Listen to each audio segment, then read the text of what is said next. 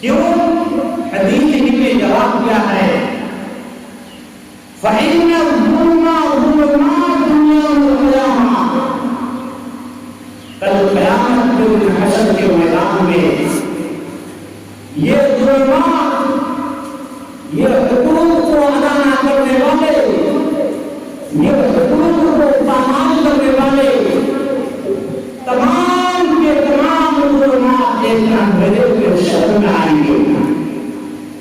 ظلمات دنیا میں قیامہ، اور کہیں گے ظلمات کہ اللہ فلاں آدمی نے فلاں کی حقوق کو ادا نہیں کیا، اے اللہ میں بڑی ظلمات ہوں، آج انصاف کا دن ہے، آج یوم الجزا کا دن ہے، اے اللہ آج اس کا حقوق کو دے دیا کریں۔ یہ حقوق بہت ہی اہم مسئلہ ہے۔ انہی حقوق کے تعلق سے آج میاں کے اوپر بیوی کا حق کیا ہے اور بیوی کا حق میاں پر کیا ہے، آج کا موضوع یہ آج کی تقریر بھی یہی ہے۔ تو سب سے پہلا خواتین حضرات میرے مائیں اور بہنیں، میں آپ ہی کی طرف سے شروع کروں یا اعلان کروں کہ آپ کے مرد حضرات کے اوپر کیا کرنا ہے یا آپ کے حقوق کیا بنتا ہے کہ آپ اپنے شوہر کی ذمہ داری کو سنبھالیں۔ اللہ رب العالمین نے قرآن مجید میں فرمایا فالصالحات قانتات، نیک عورتیں وہ ہیں جو اپنے شوہر کی خدمت کیا کرتے ہیں۔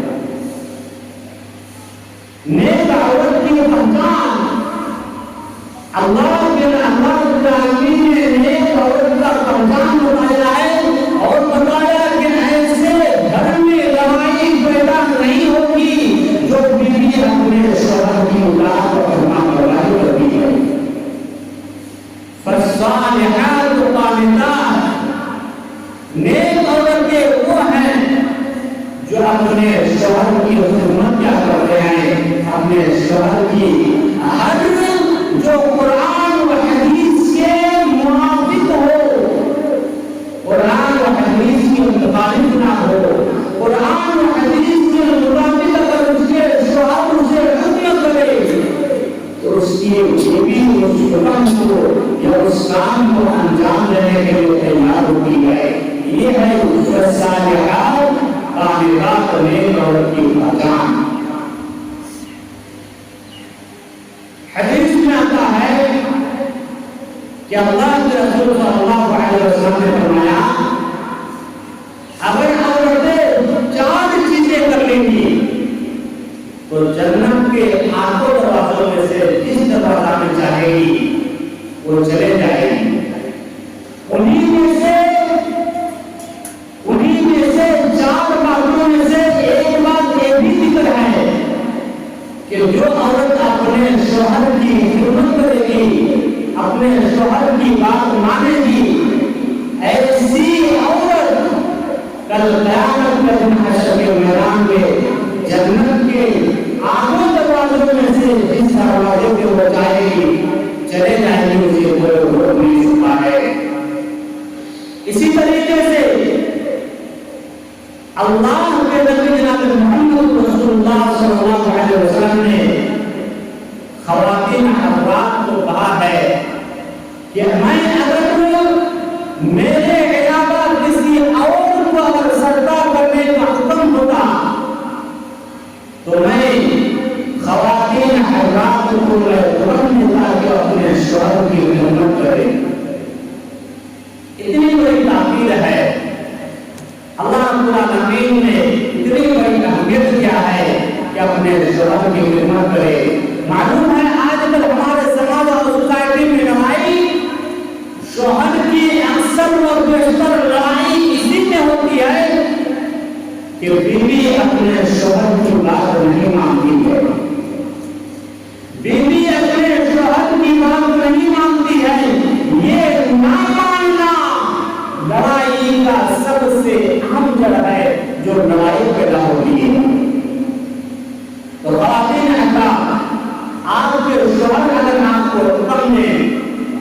جو قرآن و حدیث کے مخالف نہ ہو تو آپ اس سنن کو بجا لیں.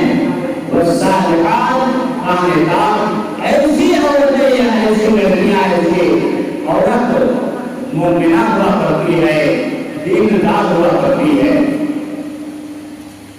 دوسرا حقوق والحافظات للغیب، اللہ رب العالمین نے فرمایا والحافظات للغیب، جو عورتیں اپنے شوہر کے گھر کے اندر کوئی عیب ہو تو اس عیب کو چھپانا یہ عورت کے اوپر ذمہ داری ہے.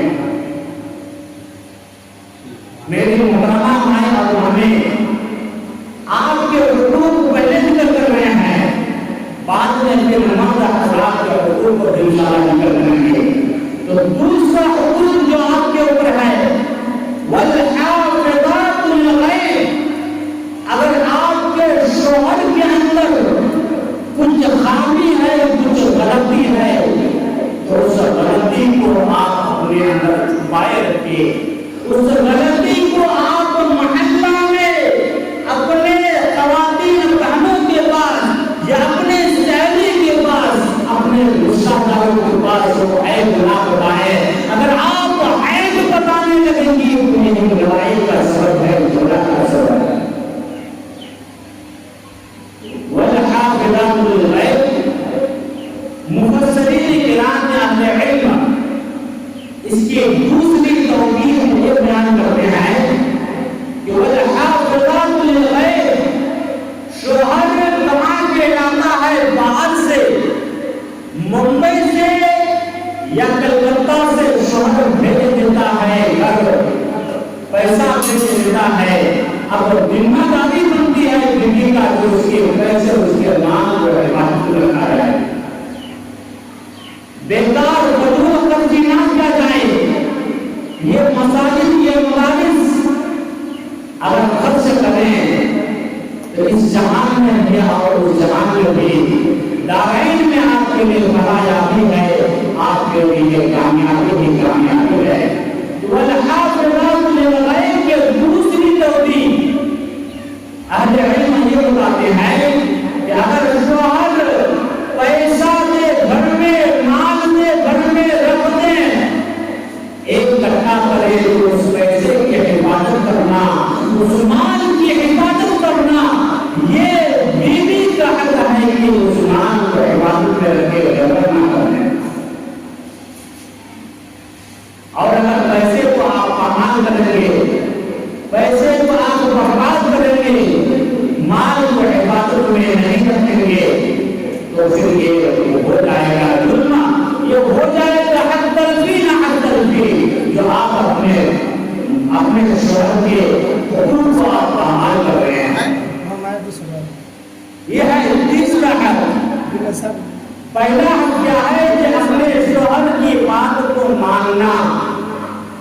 دوسرا حق یہ ہے کہ اپنے شوہر کے اندر کچھ عیب ہو تو اس عیب کو اپنے دل میں رکھنا، کسی اپنے بہن کو یا کسی آس پاس کے لوگوں کو یا خواتین کو نہ بولنا، یہ آپ کے ذمہ داری ہے. اور تیسرا حق یہ ہے کہ مال آپ کے گھر میں آپ کے شوہر کا مال ہے، آپ کے شوہر کی دولت ہے، اس مال کو، اس دولت کو آپ اپنی حفاظت میں رکھیں، پامال نہ کریں. یہ ہے تیسرا حق. چوتھا حق شوہر کو ایلا نہ دینا، شوہر کو تکلیف نہ دینا. شوہر کو اگر تکلیف دیں گے یہ لڑائی کا بہت ہی اہم رول ہے.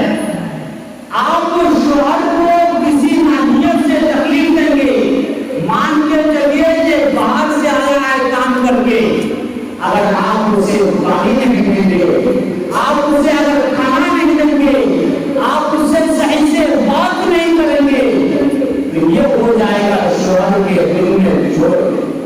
یہ آپ اپنے شوہر کو چوٹ پہنچا رہے ہیں، اور یہ لڑائی کا بہت ہی اعلان ہونا کرتا ہے. اس لیے ہمیشہ یہ ہونا چاہیے کہ ہم اپنے شوہر کو کیسے کر کے خوش کر پائے, ہم اپنے شوہر کو کیسے کر کے اچھا کر پائے. حدیث میں آتا ہے کہ اللہ کے رسول صلی اللہ علیہ وسلم نے فرمایا جنت کے حوریں ایسے عورتوں کو کہا کرتی ہیں جو اپنے شوہروں کو تکلیف دیتی ہے. ایسی عورتوں کو جنت کی عورتیں کہا کرتی ہیں کہ اے جنت کی عورتیں, تمہارے پاس یہ 50 سال ہے, تمہارے پاس یہ 40 سال ہے, تمہارے پاس یہ 30 سال ہے. اے دنیا کی عورتیں, ہمیشہ ہمیشہ کے لیے میرے پاس آنے والا ہے, تم اپنے شوہر کو تکلیف نہ دیا کرو. یہ ہے محکمہ میری ماں اور ماں نے. چوتھا حق یہ ہے کہ آپ اپنے شوہر کو ایلا نہ دے, اپنے شوہر کو تکلیف نہ دے.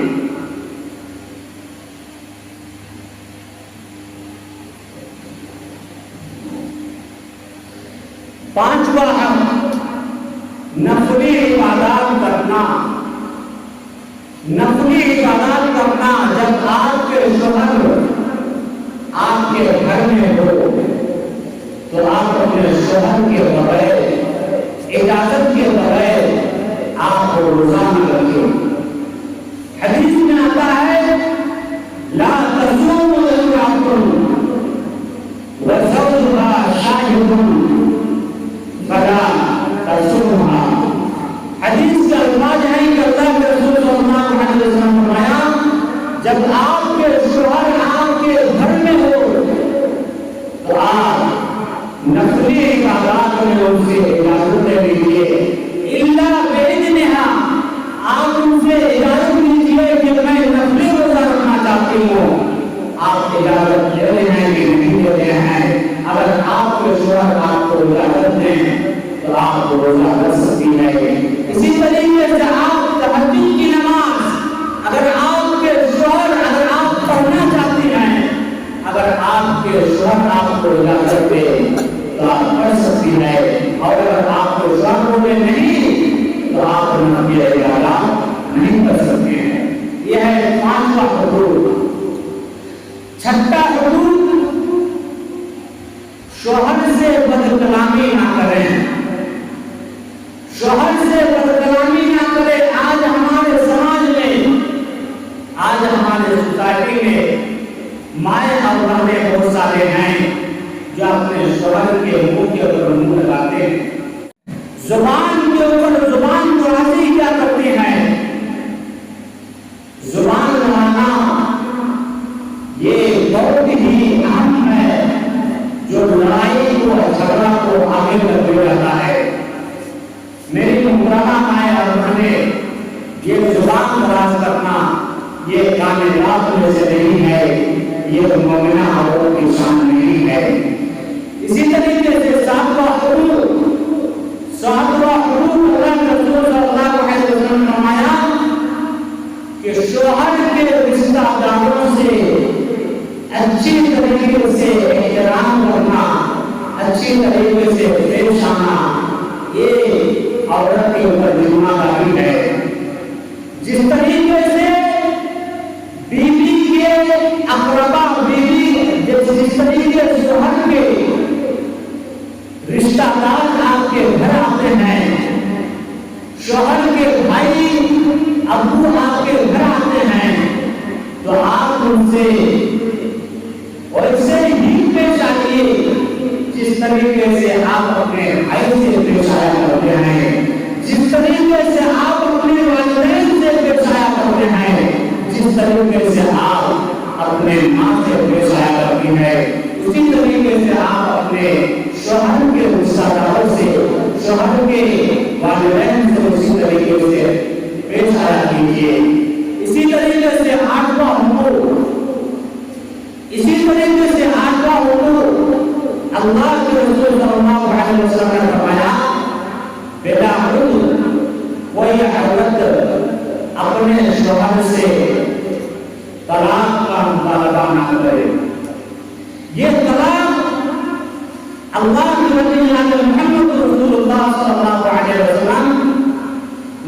بہت ہی اس کو گری اور لگائی گری نظر سے اللہ کے نبی اس کو دیکھے ہیں کہ جب کوئی طلاق ہو جاتا ہے، میاں بیوی کے اندر طلاق کا نوبت آ جاتا ہے، تو شیطان جو ہے بہت خوش ہوتا ہے اس کام سے کہ میں میاں بیوی کے درمیان جدائی ڈال دیا ہوں، اس لیے بلا عذر کے کوئی عورت اپنے شوہر سے طلاق کا مطالبہ نہ کرے۔ یہ ہے آٹھواں حقوق جو ایک عورت کو کرنا چاہیے اپنے شوہر کے لیے، اپنے مرد کے لیے۔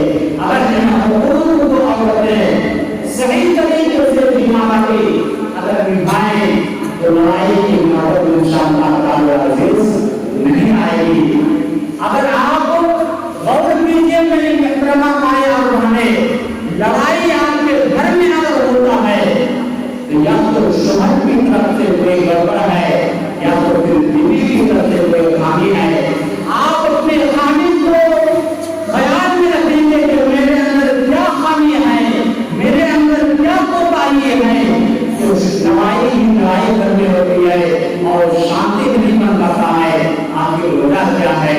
تو یہ 8 حقوق ہیں جو میں نے آپ کے سامنے ذکر کیے ہیں کہ ایک عورت کے اوپر یہ ذمہ داری ہے جو 8 ذمہ داریاں اپنے آپ کے اوپر سنبھالنا ہے۔